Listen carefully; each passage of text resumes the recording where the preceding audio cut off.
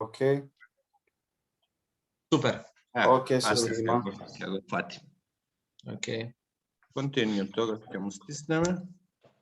И ева вака, уште еднаш официјално тогаш изразувам задоволство што се собира група ентузијасти, љубители на овие снежни спортови, да дискутираме на теми кои што се од некој интерес заеднички, некоја љубов кон скијањето која не врзува и ќе зборуваме за нешто што сме го спомнале во минатото, во претходни некои предавања во нашите обуки за ниво 1, ниво 2, а сега сакам малце да го покренеме тоа ниво на сознанија кои што се директно врзани со параметри кои што ја опишуваат техниката на изведување на движењата во снежните спортови. За денеска, ево вака нешто како за почеток, сакам да пуштам некој слайд, да не биде чисто само зборување на празно, а меѓу другото, ќе кажам и неколку збора за тоа што како ни е планирано денешното предавање. Рековме семинар за ниво 3 на тематика од област на биомеханика и функционална анатомија, некои воведни наши првични, да кажам, обсервации на оваа тема, затоа што овие ни се први предавања на нашата организација, кои што се всушност од оваа тематика. И како што во тој неврзан разговор претходно напомнав, сакаме во иднина, нашата интенција е таква, да ги разработуваме овие многу битни теми во креирањето на квалитетен инструктор или професионалец во област на снежни спортови на некој последователен во иднина начин со презентации на некои конкретни целни теми кои што ќе офаќаат одредена група на прашања од оваа област. И така сакаме во неколку сета на идните семинари оваа тема повторно да ја обработуваме. Сега да не биде чисто само зборување ова моето воведно обраќање, повеќе професор Тацевски ќе презентира од неговата специјалност, иначе сакам тука да ви напоменам дека по иницијатива на управниот одбор на МАИС се одлучивме најеминентниот човек, како да кажеме, професионалец во област на биомеханика, да биде вклучен и во организацијата наша како предавач. Тоа е професорот Александар Ацевски, кој што е воедно и професор на предметот биомеханика на Факултетот за физичко образование, спорт и здравје. Сега е одговорен наставник на овој предмет и долги години работи на тематиката за која што дискутираме со нашите студенти.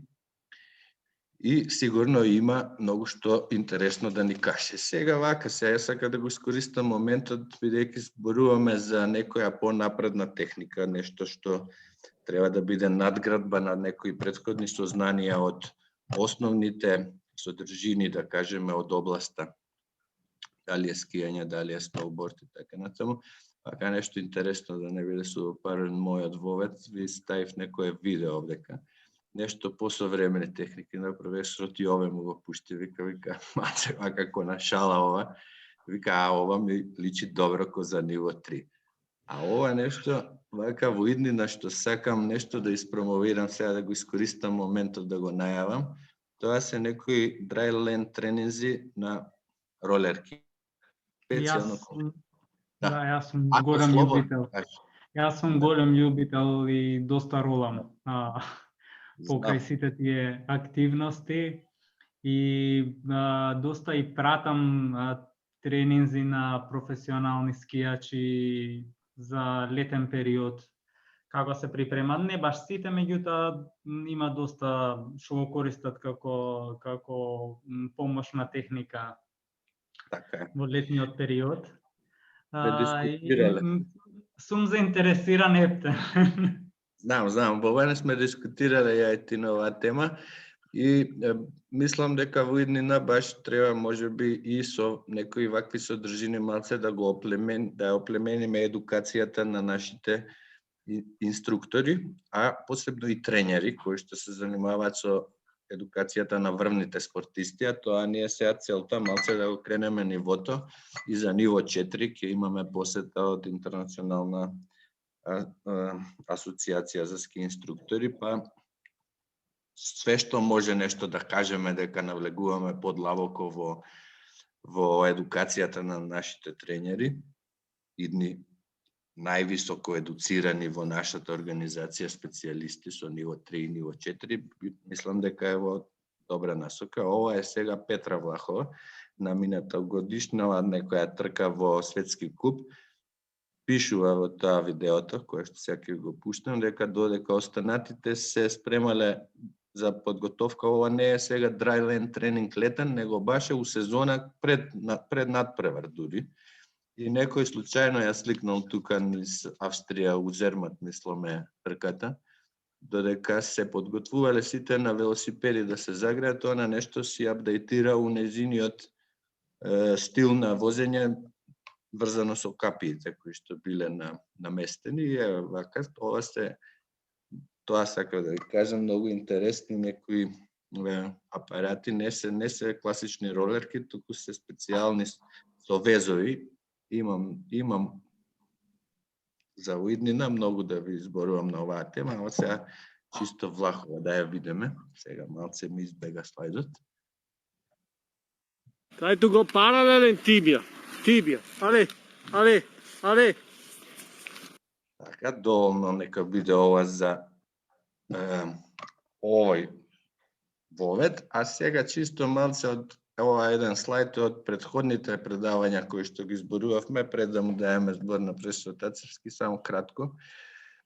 Зборувавме дека скијањето, сноубордот, општо снежните спортови се многу технички, да кажеме, сложени дисциплини во кои што многу моменти кои што се однесуваат и на самиот скијач и на околината во која што се изведува самото движење, влијаат врз тоа како ќе се на некој начин контролираат скиите и како ќе се управуваат самите скии или борд. И во таа насока земавме еден пример, ова е од некое воведно предавање на почетните семинари, го зборувавме, ама сега е добар момент да се напомене дека бараме некои насоки во нашата организација кои што би сакале да ги искористиме како најмеродавни и ги превземавме, така можем да кажам, од професионалната ски инструктор асоциација на Америка, во која што се дефинирани тие фундаменти или основи во скијањето.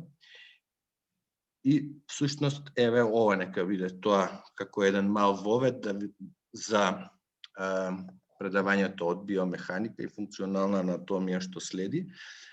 И во тие основи всушност се дефинирани следните параметри, дека скијачот или бордерот е тој кој што го контролира бордот, односно скијачот ги контролира скиите преку 3, вака наједноставно кажано, контроли. Едната е контрола на ротирањето на скиите, другата е контрола на зарабувањето на скиите и третата е контрола на оптеретувањето или на притисокот врз скиите.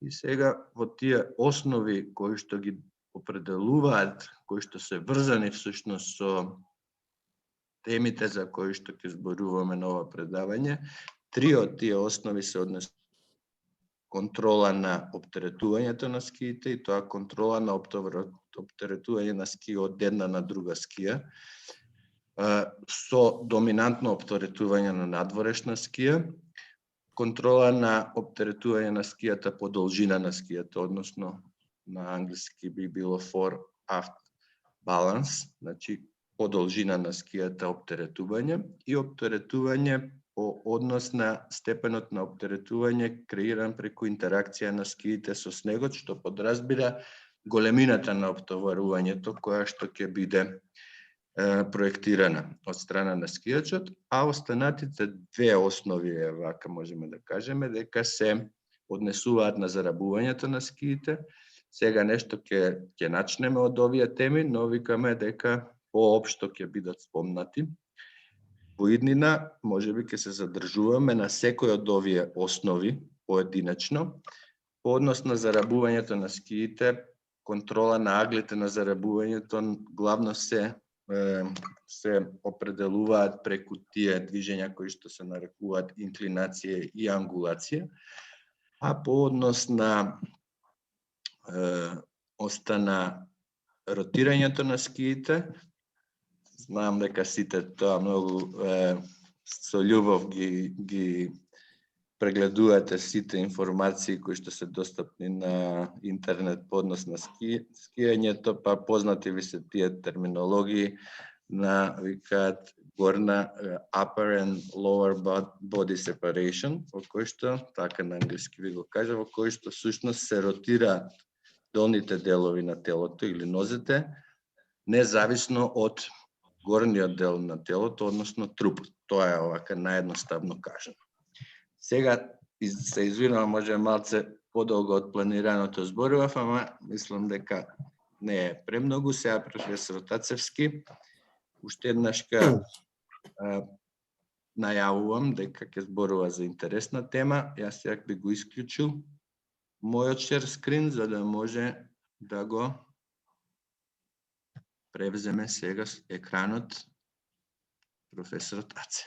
Повелете. Благодарам. Мислам дека се гледа, така? Да. Супер. Само full screen, добро. Добро вечер.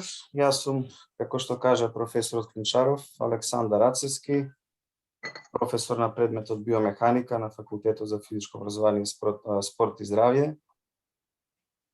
Мој предмет на интерес е биомеханичката аналитика и диагностика. Дозволете ми да искажам мојата благодарност поради поканата за учество на овој семинар и се надевам дека ќе слушнете некои информации што ќе ви бидат од корист во вашата практична работа. Како што повеќе пати кажа колегата Клинчаров, темата е основи на функционална анатомија и биомеханиката кај спортовите на снег.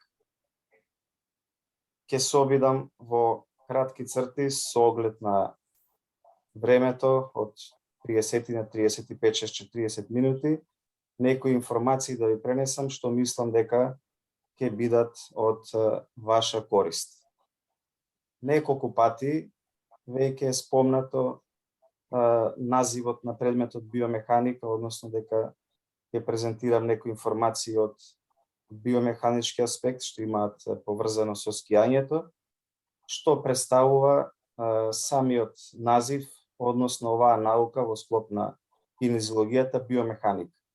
Самиот назив на името кажува, нели, биомеханик, односно префиксот био од грчкиот збор биос, што значи живот, механика, нели, веројатно повеќето од вас знаете, тоа е дел од физиката, гранка на физиката, која што ги проучува движењето и мирувањето на материјалните тела, или по-конкретно кажано, таа ги проучува релациите помеѓу масата, силите и движењето на материјалните тела.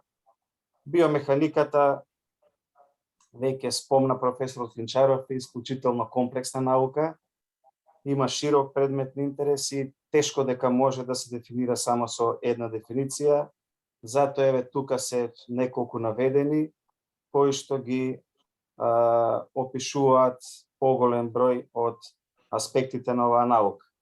Така, например, таа представува наука за проучување на структурата и функцијата на биолошките системи преку методите на механиката.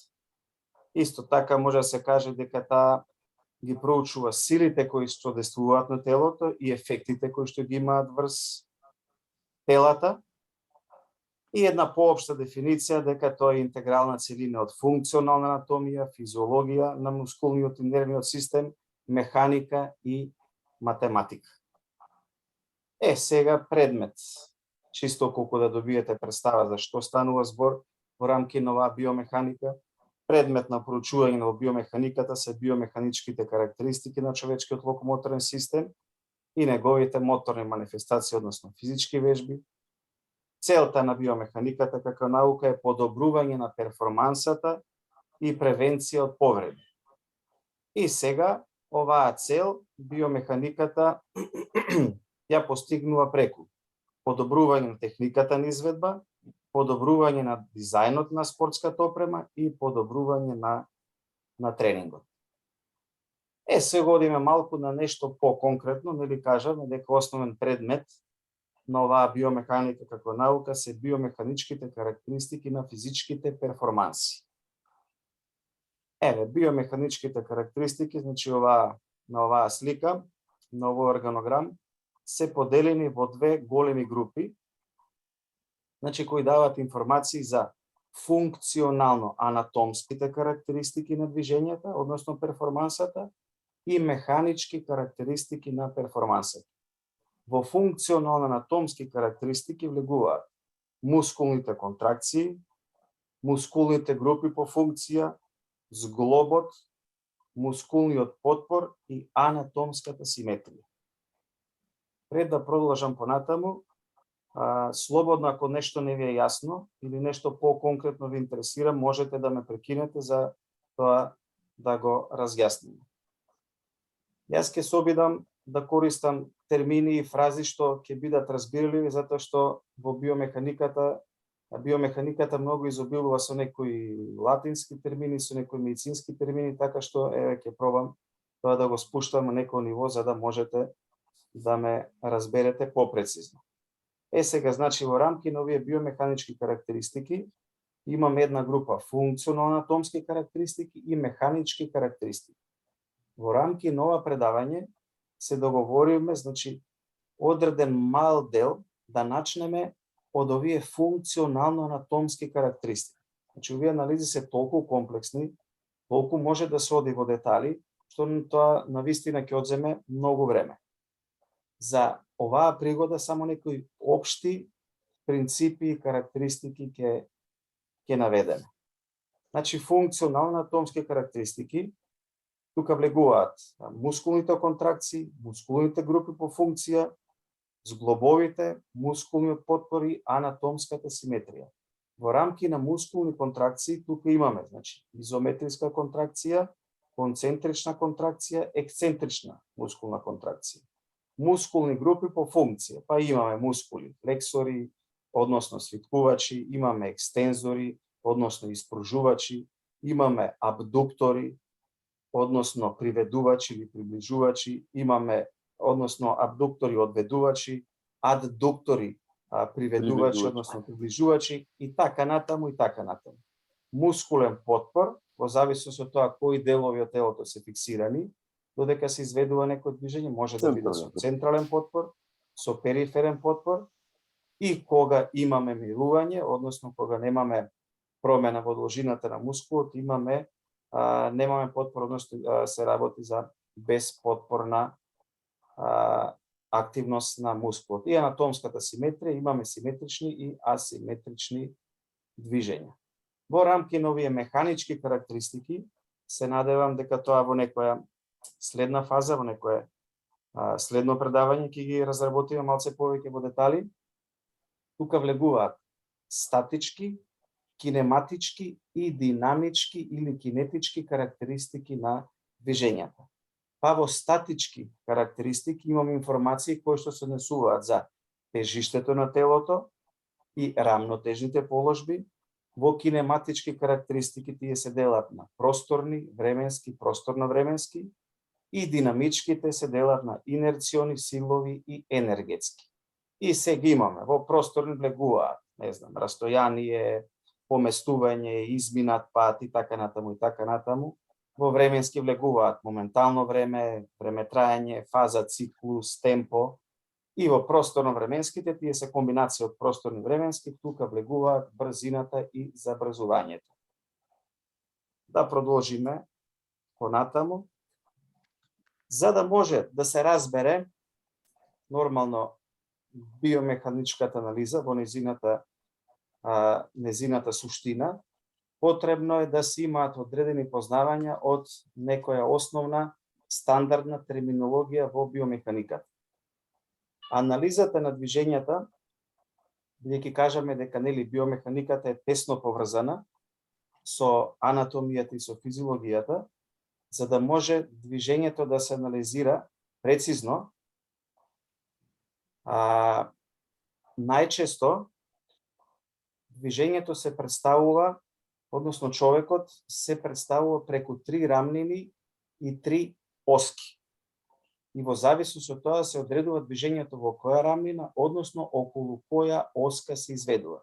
И тие се нарекуваат анатомски референтни рамнини и оски. Одиме сега поединечно кон за секоја од овие рамнини и оски.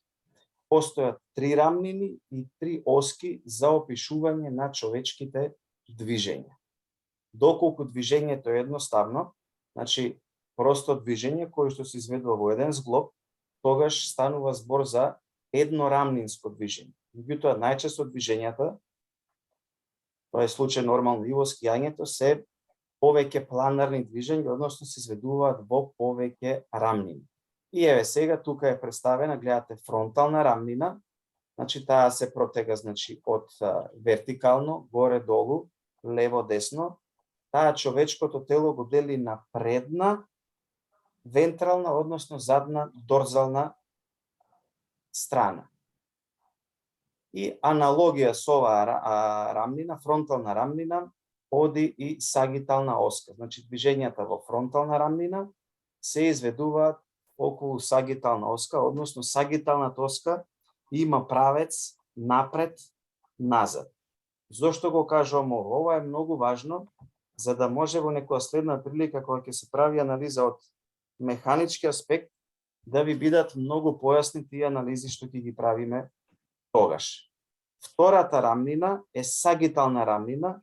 Гледате дека таа човечкото тело го дели на лева и десна половина и со оваа сагитална рамнина оди фронтална тоска, односно движењата во сагитална рамнина се изведуваат околу фронтална оска.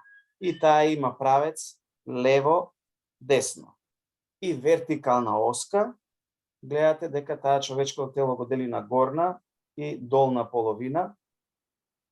Хоризонталната рамнина го дели на горна долна половина и вертикална оска која што има, гледате, правец горе-долу. Во оваа рамнина се изведуваат сите вртења, односно пируети и така натаму некои слични елементи.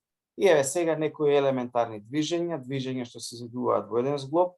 Еве гледате лево, имаме флексија, односно свиткување, се изведува во сагитална рамнина, околу фронтална оска, исто така и екстензија, овдека станува збор за зглобот на лактот. Имаме, значи, екстензија во сагитална рамнина, фронтална оска, абдукција или одведување или оддалечување во зглобот на колкот се изведува во фронтална рамнина, околу сагитална оска, и имаме хоризонтална рамнина, движење во хоризонтална рамнина околу вертикална оска, тоа е хиперсупинација, односно хиперпронација. Сега одиме следен дел, тоа е движења во зглобовите. За да може да се направи една солидна биомеханичка анализа, основен предуслов е да се знаат видовите движења во зглобови.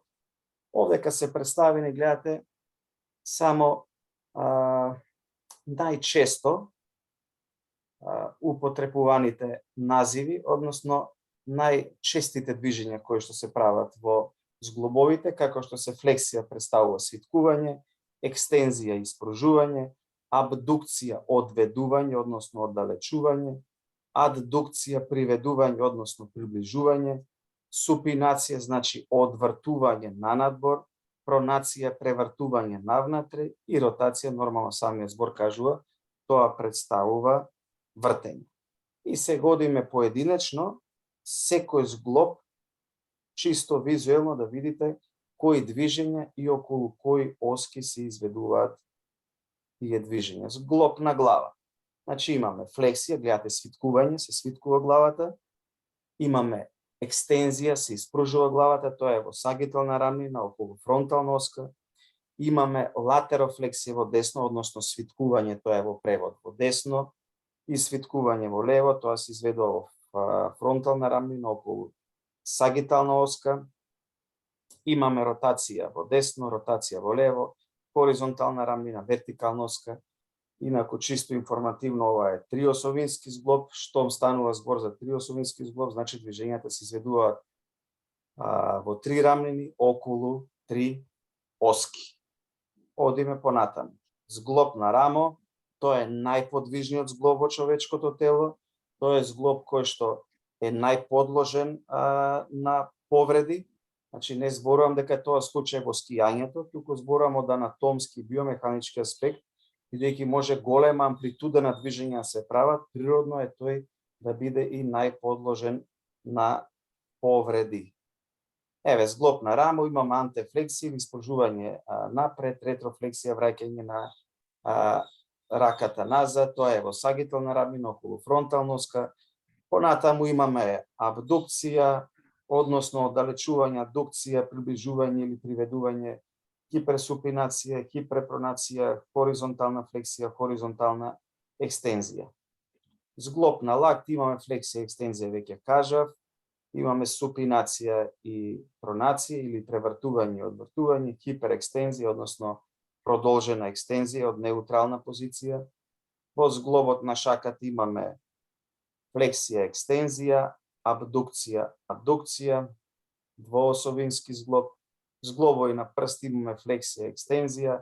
Во палецот имаме опозиција, репозиција, во другите прсти имаме абдукција, адукција. И нешто што е покарактеристично за скијањето, тие зглобови што се поактивни, тоа е нормално рбетниот столб. Тука имаме флексија, екстензија во сагитална рамнина, фронтална оска. Имаме латерофлексија во десно и латерофлексија во лево, се изведува движењето во фронтална рамнина околу сагитална оска. И имаме торзија или сукање, торзија во лево, торзија во десно, се изведува во хоризонтална рамнина околу вертикална оска. И сега зглобови на долни екстремитети имаме флексија, свиткување во колкот, испружување, односно екстензија во колкот, тоа е сагитална рамнина, фронтална оска. Имаме абдукција и адукција, фронтална рамнина, сагитална оска. Внатрешна и надворешна ротација во хоризонтална рамнина околу вертикална оска. И зглоб на колено имаме флексија, екстензија и хиперекстензија. И кога коленото се наоѓа во полуфлексија, значи во полусвиткана на положба, во тој случај тоа е услов за да може човекот да направи внатрешна и надворешна ротација. Доколку коленото е испружено, тогаш има анатомска бариера и човекот не може да направи внатрешна и надворешна ротација, зборуваме во зглобот на коленото. Горен скочен зглоб имаме плантарна флексија или подигнување на прсти и дорзална флексија или подигнување на прстите кон горе, тоа е сагитална рамнина, фронтална оска. И во долен скочен зглоб имаме абдукција со пронација, или тоа во некоја литература се вика еверзија, и аддукција со супинација, во некоја литература називот е инверзија. И зглобови на прсти на стапало имаме флексија, екстензија, односно свиткување и испружување. Еве еден сликовит приказ, да видите на сликата, овие што се би рекол, присутни зглобови во текот на движењата, кои движења се изведуваат во нив и колку осовински се тие. Еве, зглобот на глава, гледате, триосовински. Повторно ќе кажам, тоа значи дека движењата се изведуваат во три рамнини, околу три оски, зглобот на рамото триосовински, зглобот на лактот двоосовински, на шаката, рбетниот столб исто така триосовински. Што е тука важно? Важно е, значи, од аспект на превенција на повреди да се знае дека тие зглобови што се повеќе осовински, тие се поподложни на настанување на повреди. Еве една слика, вака топографски, визуелно, да се види некоја одредена мускулна анализа на елементарни движења во зглобовите, односно локациски, каде се лоцирани мускулите според нивната функција. Еве гледате на сликата десно дека претежно на предната страна гледате се наоѓаат флексорите кај човекот, односно испружувачите, еве ако ги земеме на пример мускулите на нозете, гледате дека се лоцирани флексорите во зглобот на колкот, на задната страна се наоѓаат еве екстензорите во зглобот на колкот. Ова чисто колку една визуелна представа за тоа локацијски каде се наоѓаат мускулите. Нешто на кратко да кажеме за локомоторниот систем, или тоа е систем за движење на човекот, или уште се нарекува мускулно-скелетен систем, кој што го сочинуваат коскениот систем, зглобниот систем и мускулниот систем. Меѓутоа, бидејќи тоа е управуван дел од централниот нервен систем, тие се наоѓаат во една взаемна интеракција, затоа и централниот нервен систем најчесто се,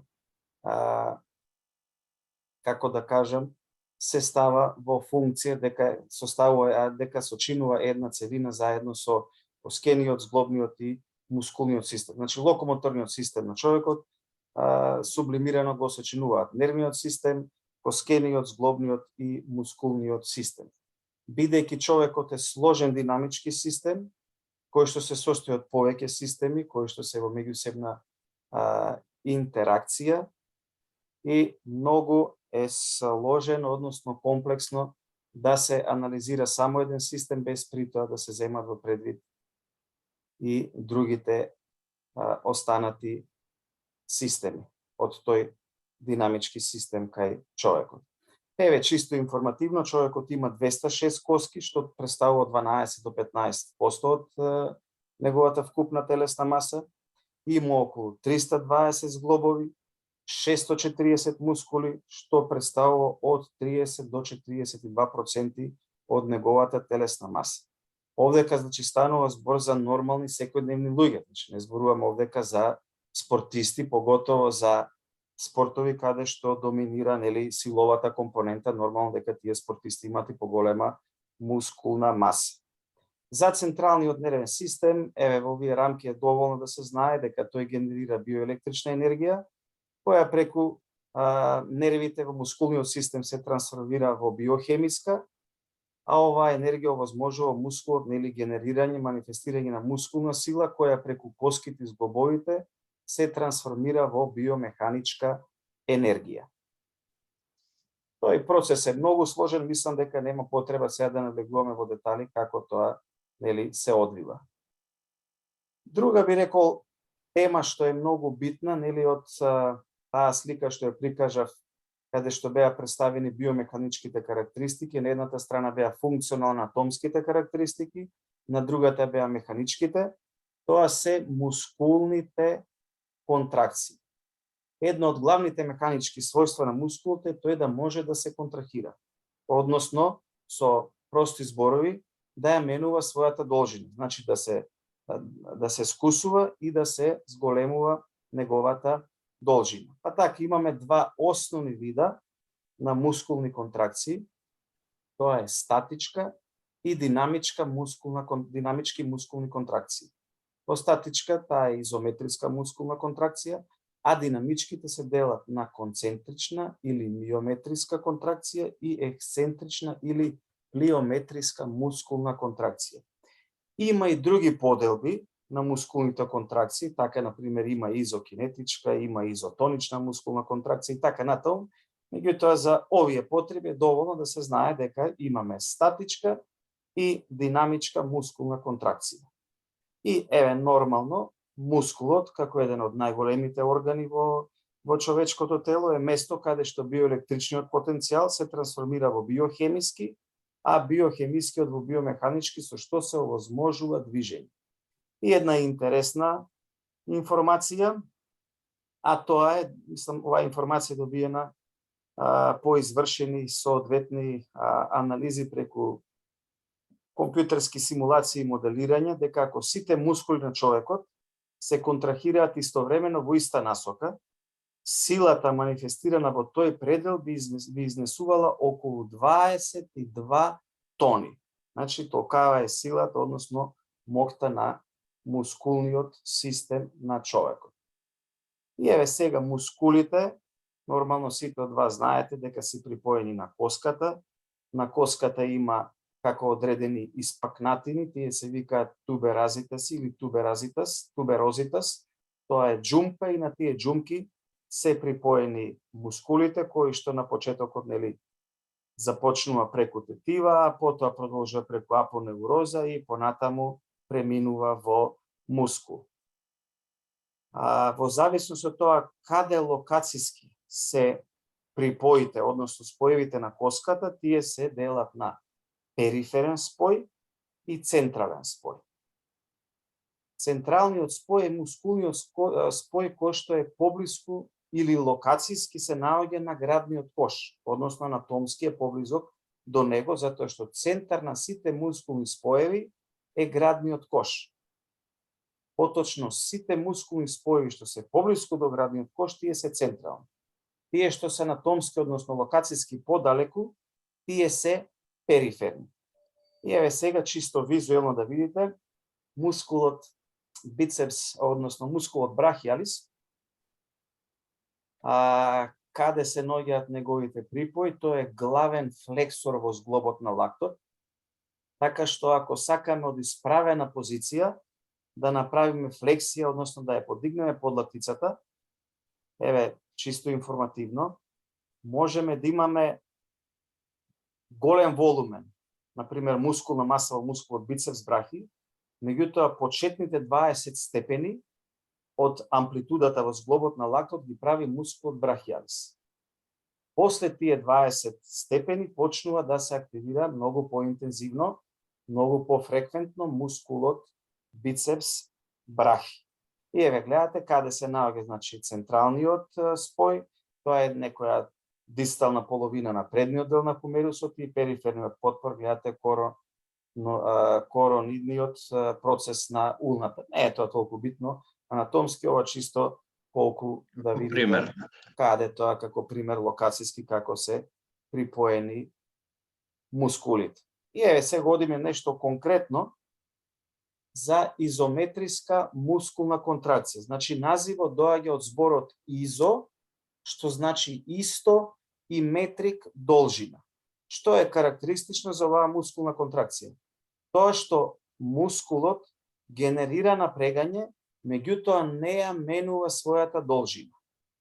Значи должината на мускулот не се менува и сега ние во биомеханиката често кажуваме дека мускулната сила е еднаква со надворешната сила, односно ефектот од дејството на сите сили е збалансирано, односно еднаков на нула. И еве сега гледате, имаме пример од спуштање.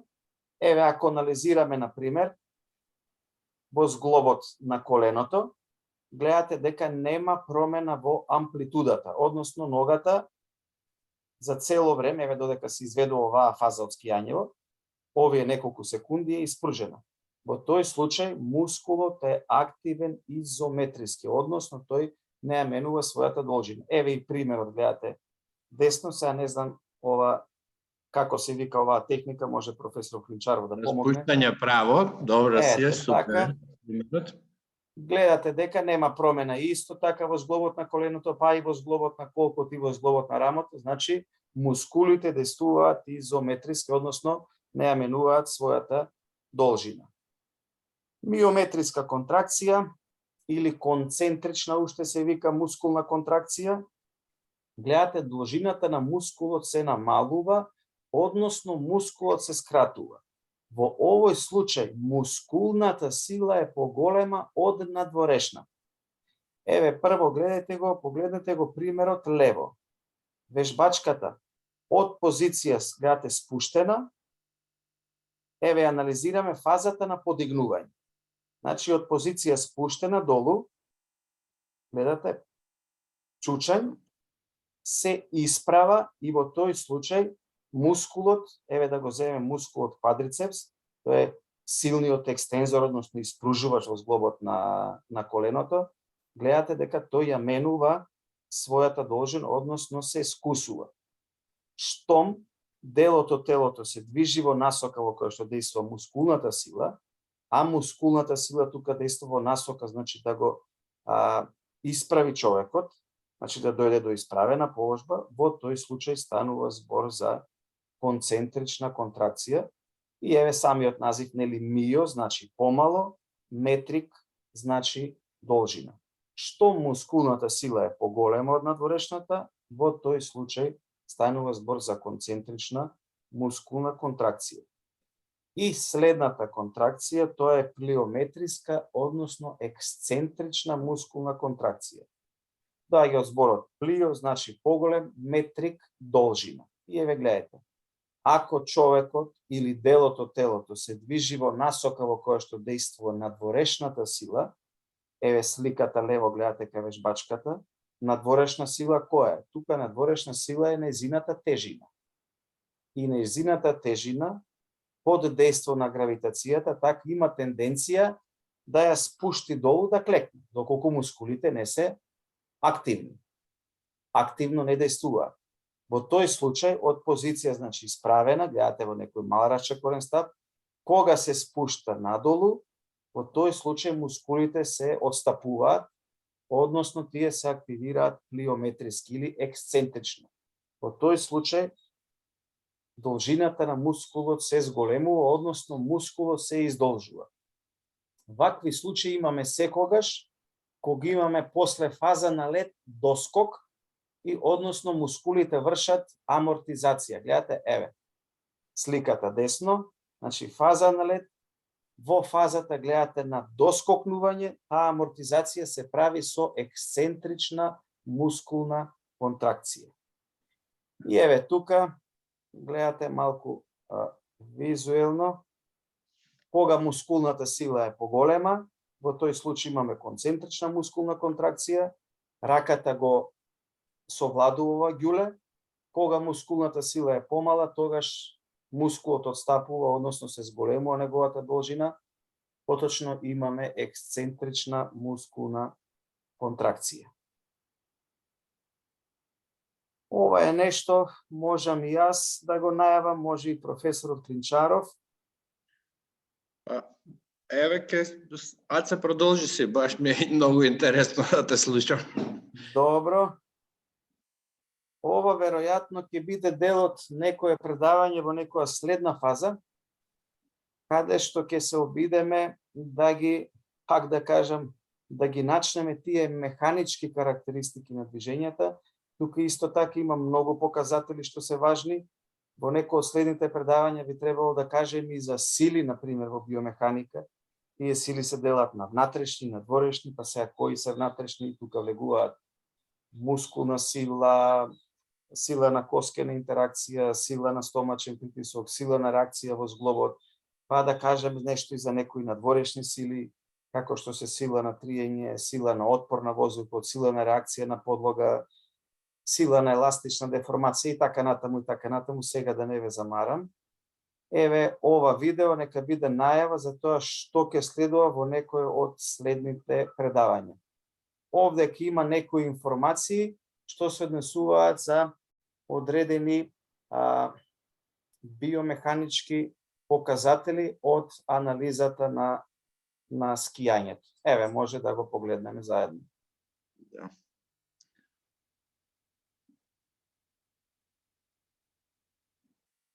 Еве, брзина на движење, тоа е кинематички показател.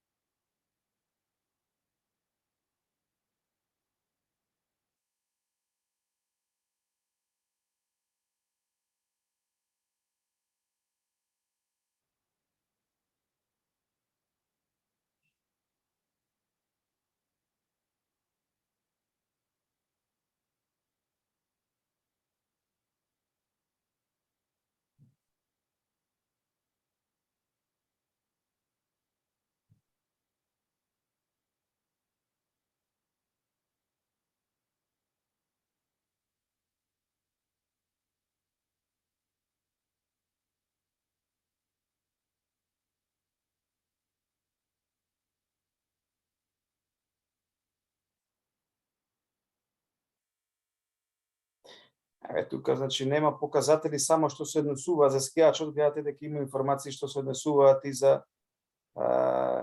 самата поставеност на овие капи, односно конфигурацијата на патеката.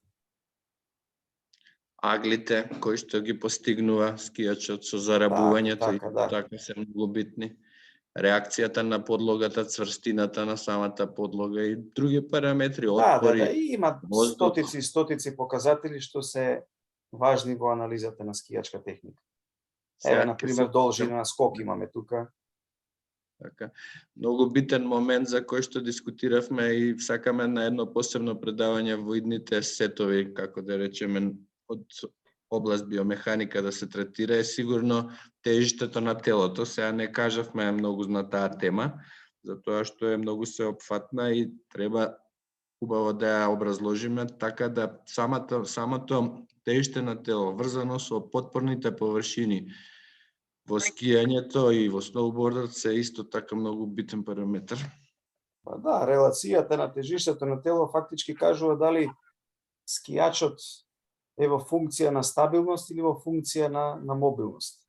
Ако тежиштето на телото се наоѓа повисоко, односно ако исправен, тој ќе биде многу помобилен, значи многу ќе може побрзо да се движи, да прави брза промена на правец и насока на движење. Доколку тежиштето е спуштено пониско, како што е тоа на пример при скокот, при отскокнувањето, во тој случај тежиштето е во функција на стабилност.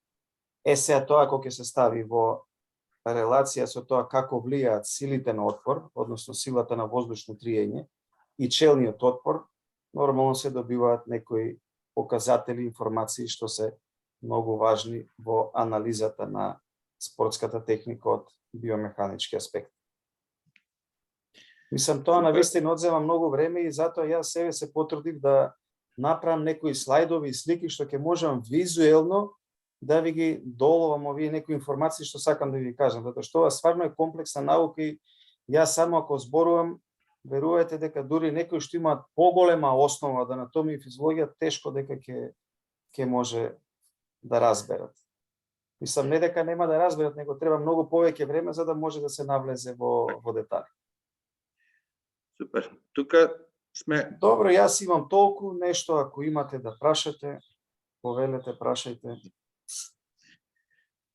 Еве, јас сега прв би се заблагодарил прво за многу интересното предавање, така е договорено да биде првото предавање едно воведно, едно запознавање со тематиките кои што се третираат во биомеханиката и се надевам дека во идни наврати ќе се обидеме заеднички, еве, со моја некоја помош, сакам да оваа област да биде актуализирана на нашите семинари, да ги третираме овие теми многу битни во скијањето поединачно.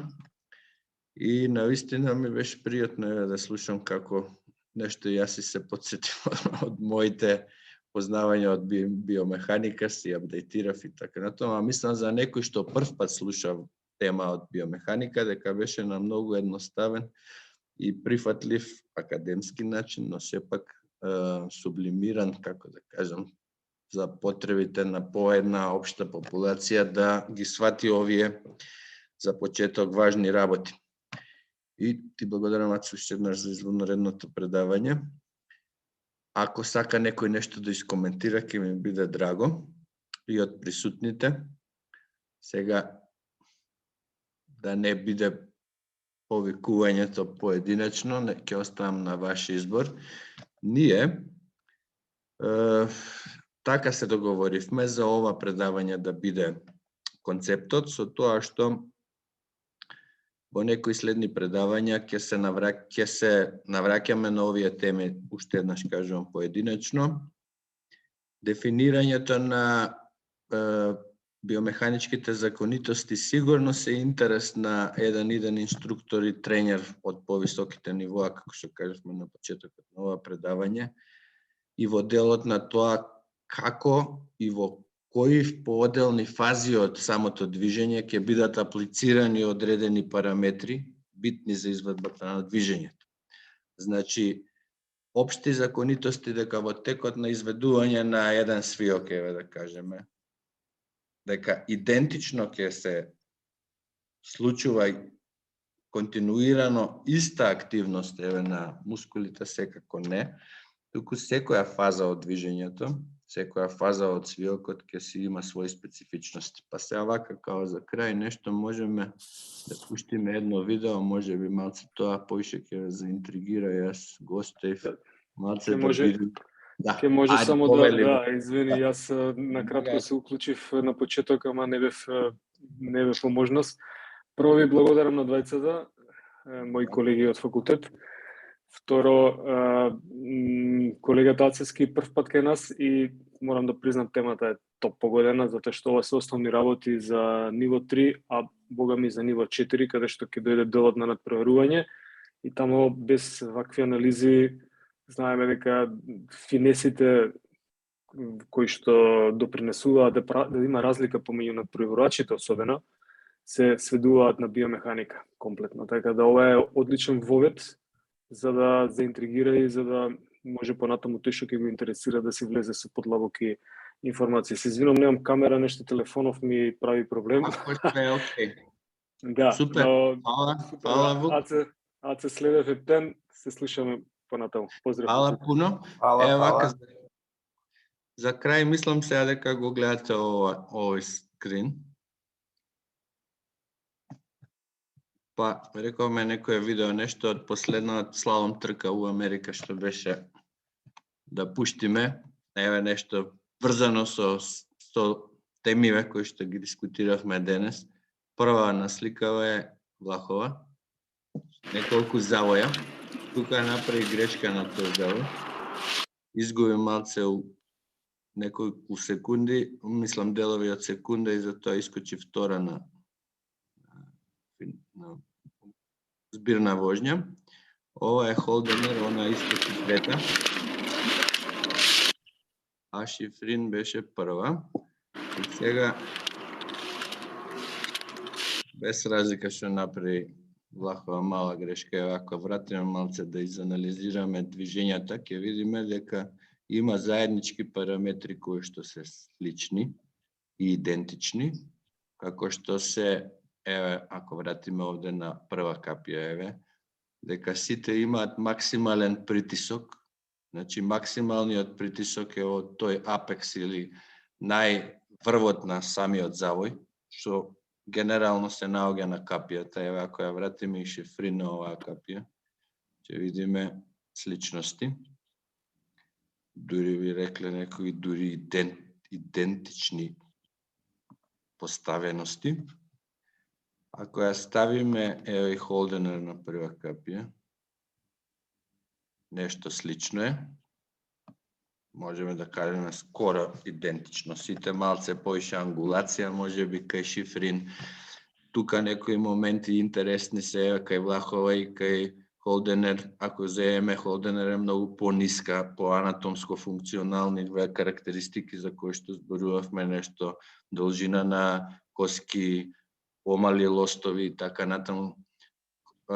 Влахова е, например, 180, што е највисока, мислам, најкрупен скијач во женскиот светски куп. Така да сигурно се прилагодуваат одредени техники, но има одредени специфичности индивидуални секој си носи, но има одредени законитости кои што се заеднички, кои што секаде сите скијачи ги применуваат, како што е еве оваа законитост, максимален притисок во врвот на завојот, односно во апексот, што најчесто у слаломот на сама капија. Овде ако земеме дека сега Петра Влахова направи некоја грешка мала, изфрли тука малце, се изфрли од баланс, не може да приметиме трансферот на тежината, за која што зборувавме на почеток во тие 5 фундаменти, е префрлањето на оптеретувањето брзо од една на друга надворешна скија. Овдека малце направи грешка. Кај Шифрин, ако земеме сега да видиме, видите какво брзо префрлување прави од надворешна на нова надворешна. На самиот апекс, само што го поминува, значи што влегува во нов завој или во нова транзиција, веќе е направен трансферот, видите, од надворешна на нова надвршна. Толку е воочливо тоа. Додека кај Еве Холденер тоа е на некој начин малце по-споро изведено. И тоа сакам да кажам дека ништо не е случајно, тие милисекунди кои што на крај завршуваат со победа на Шифрин или на Влахова најчесто, сигурно се и во детали разработени вакви параметри кои што се експерти од област на биомеханика, сега ќе кажам, анализирани врз основа на нивните антропометриски карактеристики, нивните перформанси физички, кој е тој оптимален трансфер кој што може да го направи. Видете, дури Холденер, дури во некој доцнежен период од завојот ќе се префрли на надвршна ски. Да. Влаховаc само поради причина што тука малце изгуби баланс, иначе еве ако ја пуштиме сега ќе беше прва сигурно тука.